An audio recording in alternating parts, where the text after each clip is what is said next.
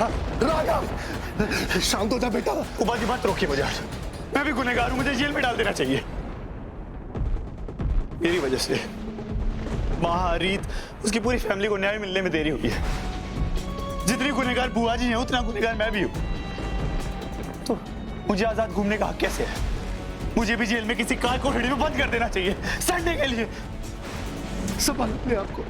फूफा जी प्लीज कुछ कीजिए ना, प्लीज कुछ कीजिए, भैया को लग जाएगी। तू अपने कमरे में जा, मैं इसे संभालता हूँ। बेटा मैं हूं ना, जा। मेरा बच्चा, देख क्या हाल बोला।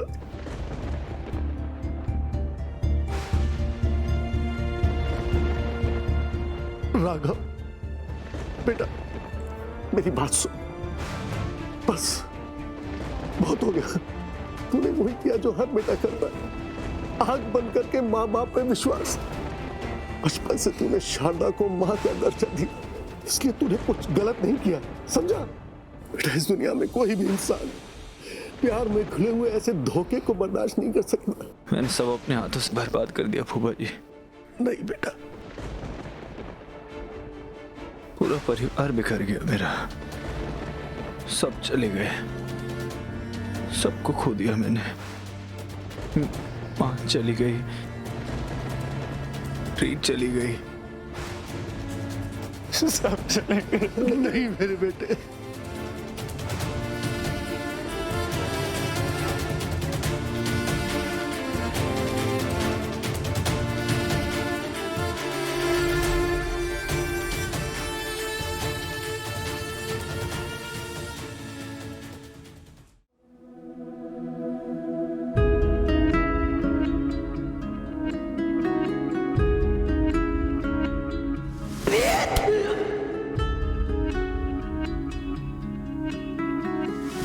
दिल में इतना दर्द है, इतनी तकलीफ है,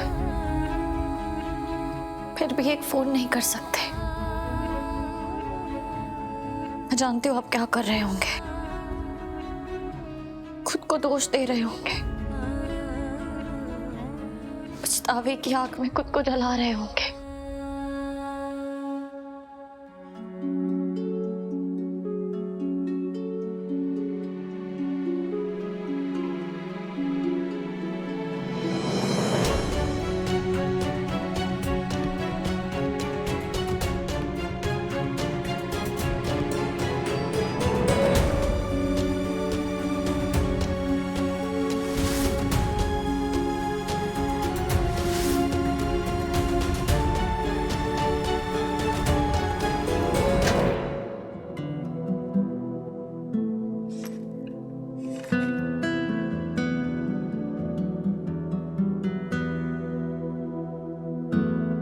राघव भैया,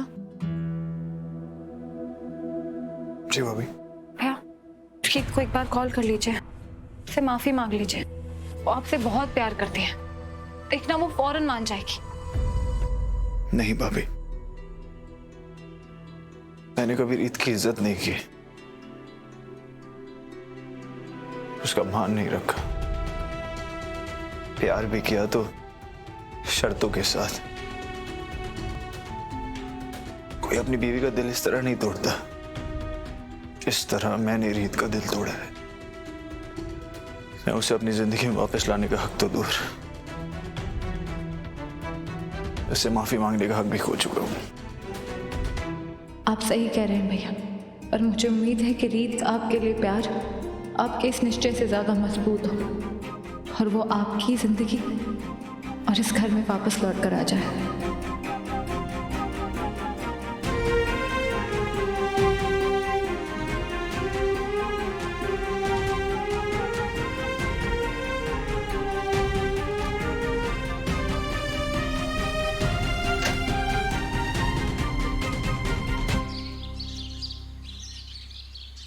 रीत जी, एक सवाल प्लीज, एक मैडम, सवाल। आपके पिता के गुनहगार जेल के अंदर हैं, इस पर आप क्या कहना चाहेंगे? क्या आपको यकीन था कि आप अपने पिता को इंसाफ दिला पाएंगी? जी हाँ, मुझे पूरी उम्मीद थी, पूरा विश्वास था, क्योंकि सूरज और सच को कितना भी छुपाया दबा दिया जाए, कर्मों को जितना भी भुला दिया जाए, देर सवेर वो सामने आ ही जाते हैं। और हमारे अंदर जो विश्वास की ताकत है वो बुराई को हराकर जीत हासिल कर ही लेती है। लेकिन शारदा जी के साथ तो आपका रिश्ता भी है। इनफैक्ट आपके पति राघव सूर्यवंशी ने कई पब्लिक फोरम्स में उन्हें माँ होने का दर्जा भी दिया है। और आपके पति राघव सूर्यवंशी की कंपनी जो मंदिर बना रही है वो शारदा जी के नाम पर ही है। देखिए, मैं इस समय किसी भी निजी सवाल का जवाब नहीं देना चाहती। मैं सिर्फ उस इंसान को सजा दिलाना चाहती हूँ जिसने मेरे पापा पर झूठा इल्जाम लगाया था और उन्हें जेल में भरवाया था। मैम कुछ सवाल। लेकिन मैडम देखिए, एक और मैडम एक सवाल, मैडम एक प्लीज साइन कर दीजिए।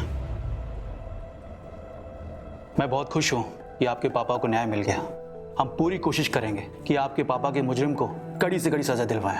हमारे जज्बातों को कभी भी न्याय का पैमाना नहीं होना चाहिए, फिर वो जज्बात चाहे आपके हो या मेरे। न्याय हमेशा निष्पक्ष, सच और सही के आधार पे होना चाहिए।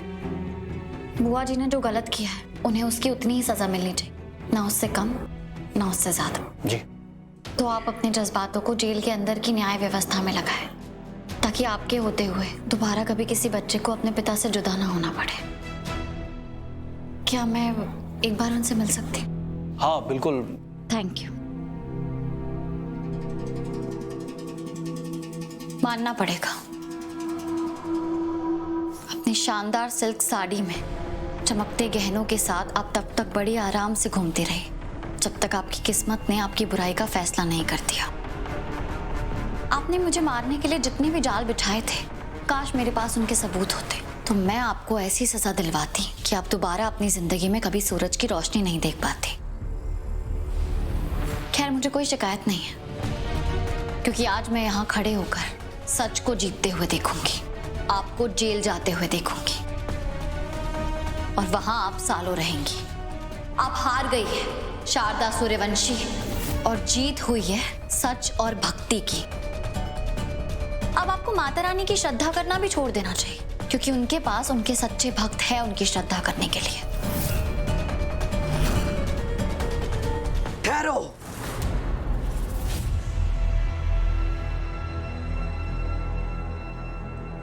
अपनी किस्मत पर इतना मत इतरा लड़की। तुझे क्या लगा खेल खत्म हो गया है? ये है मेरा आखिरी अंजाम। शारदा सूर्यवंशी ने अपनी तकदीर की लकीरें हमेशा खुद खींची है, इसलिए जो खेल मैंने शुरू किया था उसका अंजाम भी मैं ही तय करूंगी। ये वादा है मेरा तुझसे। आप मेरी चिंता मत कीजिए, क्योंकि आज के बाद मैं और भी ज्यादा होशियार रहूंगी। तो निकालिए जितने भी तीर आपके तरकश में हैं। आपके हर बार के लिए तैयार है रीत चौधरी।